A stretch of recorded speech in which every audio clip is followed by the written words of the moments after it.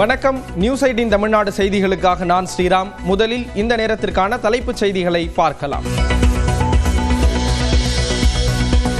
நீலகிரி, கோயம்புத்தூர் மாவட்டங்களுக்கு இன்று மிக கனமழைக்கான ஆரஞ்ச் அலர்ட். தேனியில் கனமழைக்கு வாய்ப்பு உள்ளதாக வானிலை மையம் கணிப்பு. அமெரிக்காவின் 50 விழுக்காடு வரி விதிப்பால் தமிழ்நாட்டில் ஜவுளித்துறையில் 30 லட்சம் பேர் வேலை இழக்கும் அபாயம்.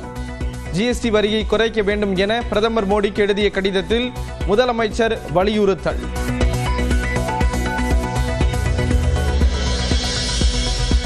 திண்டுக்கல்லில் சோதனையின் நடுவே அமைச்சர் ஐ. பெரியசாமியிடம் அமலாக்கத்துறை விசாரணை. அவரது மகளின் வீடு மற்றும் 2 நூற்பாலைகளிலும் காலை 6 மணி முதல் சோதனை.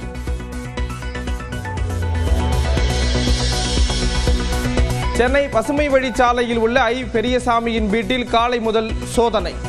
முதல் தளத்தில் உள்ள 2 அறைகளின் பூட்டை சுத்தியலால் உடைத்த அதிகாரிகள். திண்டுக்கல்லில் ஐ. பெரியசாமியின் மகனும் எம்எல்ஏவுமான செந்தில்குமாரின் வீட்டில் சோதனை. சென்னையில் எம்எல்ஏ விடுதியில் உள்ள அறை 4 மணி நேரத்திற்கு பின் திறப்பு.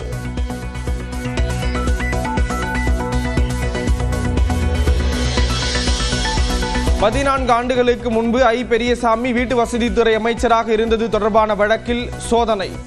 நிலம் ஒதுக்கீடு பெற்ற முன்னாள் காவல்துறை அதிகாரி ஜாஃபர் சேட்டின் மனைவி வணிக வளாகம் கட்டியதில் சட்டவிரோத பணப்பரிமாற்றம் என புகார்.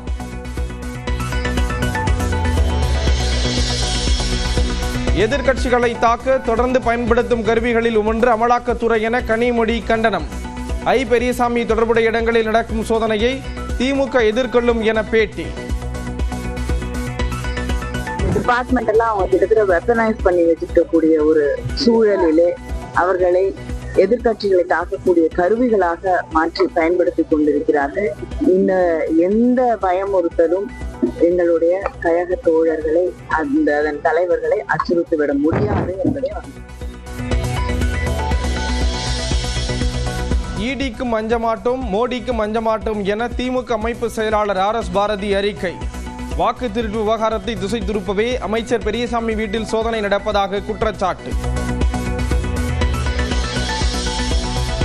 சட்டமன்ற உறுப்பினர் விடுதிக்குள் அத்துமீறி நுழைந்ததாக அமலாக்கத்துறை மீது வழக்கு பதிவு. சட்டப்பேரவை செயலாளர் கொடுத்த புகாரில் திருவல்லிக்கேணி போலீசார் நடவடிக்கை.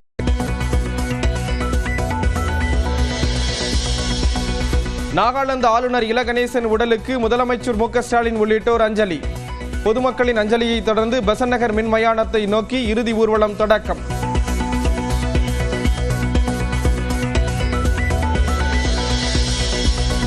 நெல்லையில் ஆகஸ்ட் 22ஆம் தேதி நடைபெறும் பூத் கமிட்டி மாநாட்டில் பங்கேற்கிறார் அமித்ஷா.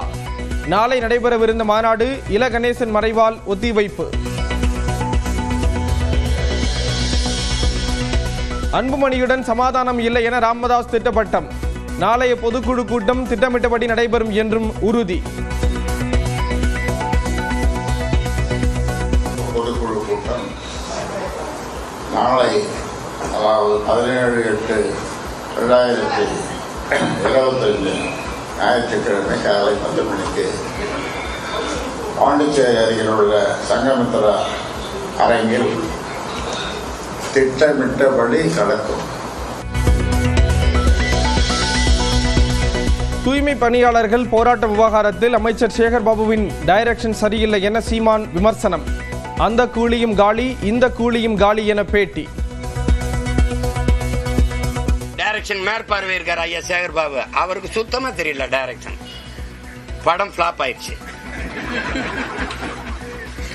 எப்படி அந்த கூலியும் காலி, இந்த கூலியும் காலி, 2 கூலியும் போச்சு.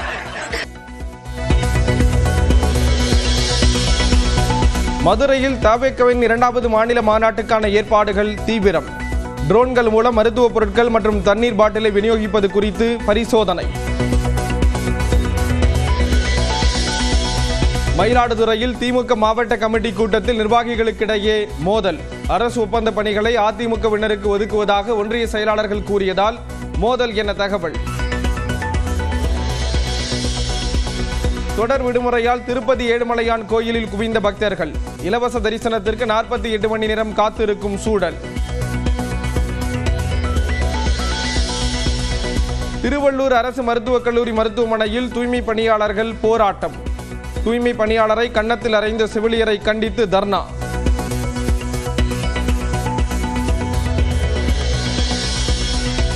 ரஷ்ய அதிபருடனான பேச்சு குறித்து உக்ரைன் அதிபர் செலன்ஸ்கியிடம் தொலைபேசியில் எடுத்துரைத்த அமெரிக்க அதிபர் டிரம்ப். வாஷிங்டனில் நாளை மறுதினம் நேரில் ஆலோசனை என செலன்ஸ்கி அறிவிப்பு.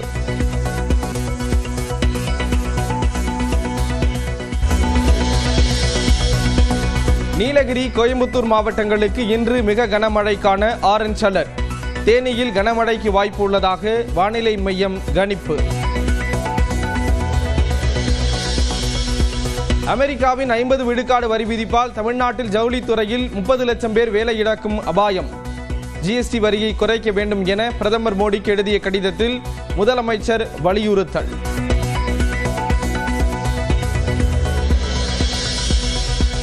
திண்டுக்கல்லில் சோதனையின் நடுவே அமைச்சர் ஐ பெரியசாமியிடம் அமலாக்கத்துறை விசாரணை.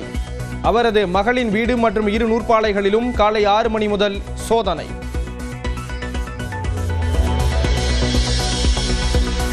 சென்னை பசுமை வழிச்சாலையில் உள்ள ஐ பெரியசாமியின் வீட்டில் காலை முதல் சோதனை. முதல் தளத்தில் உள்ள 2 அறைகளின் பூட்டை சுத்தியலால் உடைத்த அதிகாரிகள். திண்டுக்கல்லில் ஐ பெரியசாமியின் மகனும் எம்எல்ஏவுமான செந்தில்குமாரின் வீட்டில் சோதனை. சென்னையில் எம்எல்ஏ விடுதியில் உள்ள அறை 4 மணி நேரத்திற்கு பின் திறப்பு.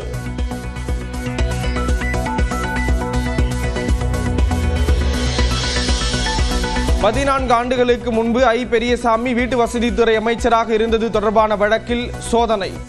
நிலம் ஒதுக்கீடு பெற்ற முன்னாள் காவல்துறை அதிகாரி ஜாபர் சேட்டின் மனைவி வணிக வளாகம் கட்டியதில் சட்டவிரோத பணப்பரிமாற்றம் என புகார்.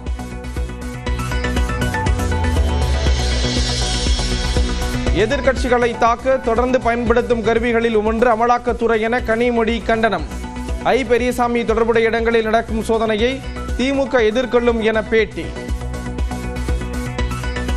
டிபார்ட்மெண்ட் எல்லாம் அவங்க கிட்டத்தட்ட வெப்பனைஸ் பண்ணி வச்சுக்கக்கூடிய ஒரு சூழலிலே அவர்களை எதிர்கட்சிகளை தாக்கக்கூடிய கருவிகளாக மாற்றி பயன்படுத்தி கொண்டிருக்கிறார்கள். இந்த எந்த பயமுறுத்தலும் எங்களுடைய கழக தோழர்களை அதன் தலைவர்களை அச்சுறுத்திவிட முடியாது என்பதை ஈடிக்கும் அஞ்சமாட்டோம், மோடிக்கும் அஞ்சமாட்டோம் என திமுக அமைப்பு செயலாளர் RS பாரதி அறிக்கை. வாக்கு திருட்டு விவகாரத்தை திசை திருப்பவே அமைச்சர் பெரியசாமி வீட்டில் சோதனை நடப்பதாக குற்றச்சாட்டு. சட்டமன்ற உறுப்பினர் விடுதிக்குள் அத்துமீறி நுழைந்ததாக அமலாக்கத்துறை மீது வழக்கு பதிவு. சட்டப்பேரவை செயலாளர் கொடுத்த புகாரில் திருவல்லிக்கேணி போலீசார் நடவடிக்கை.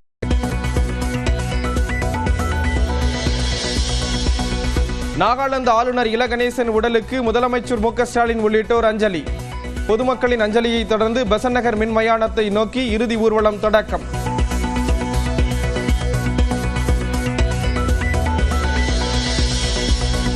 நெல்லையில் ஆகஸ்ட் 22ஆம் தேதி நடைபெறும் பூத் கமிட்டி மாநாட்டில் பங்கேற்கிறார் அமித்ஷா. நாளை நடைபெறவிருந்த மாநாடு இல கணேசன் மறைவால் ஒத்திவைப்பு. அன்புமணியுடன் சமாதானம் இல்லை என ராமதாஸ் திட்டவட்டம். நாளைய பொதுக்குழு கூட்டம் திட்டமிட்டபடி நடைபெறும் என்றும் உறுதி. பொதுக்குழு கூட்டம் நாளை, அதாவது 17/8/2025 ஞாயிற்றுக்கிழமை காலை 10 மணிக்கு பாண்டிச்சேரி அருகில் உள்ள சங்கமித்ரா அரங்கில் திட்டமிட்டபடி நடக்கும். தூய்மை பணியாளர்கள் போராட்ட விவகாரத்தில் அமைச்சர் சேகர்பாபுவின் டைரக்ஷன் சரியில்லை என சீமான் விமர்சனம். அந்த கூலியும் காலி, இந்த கூலியும் காலி என பேட்டி. டைரக்ஷன் மேற்பார்வை இருக்கார் ஐயா சேகர்பாபு, அவருக்கு சுத்தமா தெரியல டைரக்ஷன். படம் ஃபிளாப் ஆயிடுச்சு. எப்படி அந்த கூலியும் காலி, இந்த கூலியும் காலி, 2 கூலியும் போச்சு.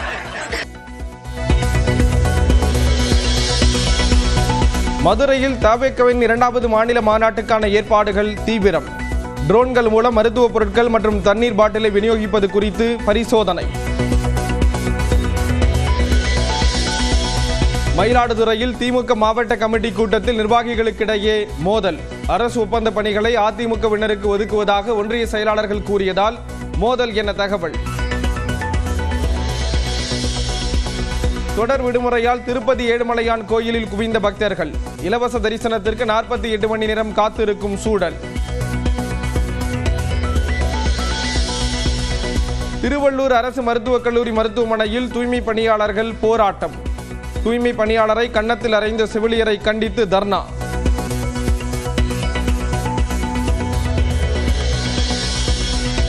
ரஷ்ய அதிபருடனான பேச்சு குறித்து உக்ரைன் அதிபர் ஜெலன்ஸ்கியிடம் தொலைபேசியில் எடுத்துரைத்த அமெரிக்க அதிபர் டிரம்ப். வாஷிங்டனில் நாளை மறுதினம் நேரில் ஆலோசனை என ஜெலன்ஸ்கி அறிவிப்பு.